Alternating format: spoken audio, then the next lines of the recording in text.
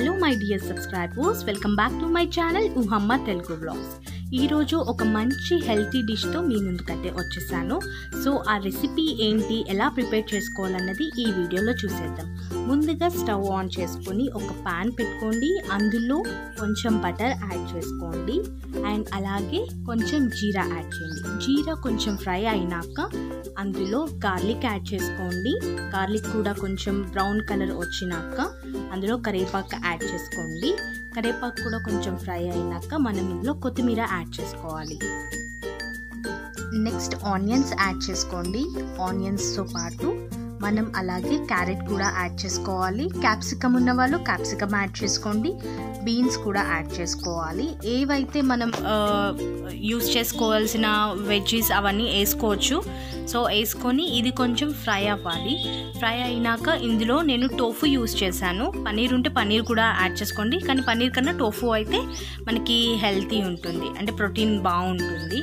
So and next ఇది కొంచెం fry అవ్వాలి, ఎందుకంటే బటర్ మనం తక్కువే వేసుకున్నాము, ఎందుకంటే ఇది హెల్తీ డిష్ కాబట్టి మనం ఆయిల్ యూస్ చేయలేదు. సో ఇందులో నేను జీరా పౌడర్, ధనియా పౌడర్, అలాగే గరం మసాలా అండ్ కొంచెం పెప్పర్ కూడా యాడ్ చేసుకున్నాను.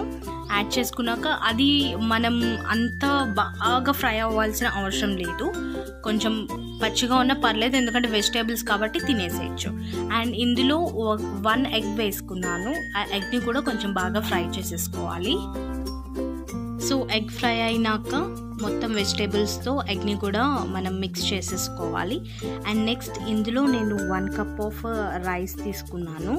సో ఆ రైస్ని కూడా మనం బాగా వీటితో మిక్స్ చేయాలి. 1 కప్పే ఎందుకు తీసుకున్నానంటే యాక్చువల్లీ ఇది నేను ఈవినింగ్ డిన్నర్ కోసం ప్రిపేర్ చేసుకున్నాను ఈవినింగ్ టైంలో. సో 6:30 or 6 అరౌండ్ నేను తినాలి కాబట్టి ఆ టైంలో నేను ఇది ప్రిపేర్ చేసుకున్నాను అనమాట, ఒక 1 అవర్ బిఫోర్.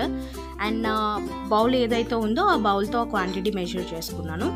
అండ్ ఇందులో కొంచెం చికెన్ కూడా యాడ్ చేసుకోండి. ఆల్రెడీ అది ఫ్రైడ్ చికెన్. ఫ్రైడ్ అంటే అది మనం ఆయిల్ ఏం డీప్ ఫ్రై చేయలేదు, నార్మల్గా.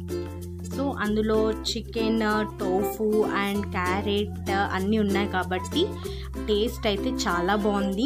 బటర్ తక్కువ వేసినా కూడా మనకి అన్ని ఐటమ్స్ అయితే బాగా ఫ్రై అయ్యి చాలా బాగుంది. లుక్ చూసారా ఎంత బాగుందో. సో టేస్ట్ కూడా అంతే బాగుంది. సో నచ్చితే మీరు కూడా ఇంట్లో ట్రై చేయండి. ఇలాగే మా వీడియోస్ చూసి లైక్ చేసి షేర్ చేయండి. అలాగే ఛానల్ని సబ్స్క్రైబ్ చేసుకోండి. Thank you all.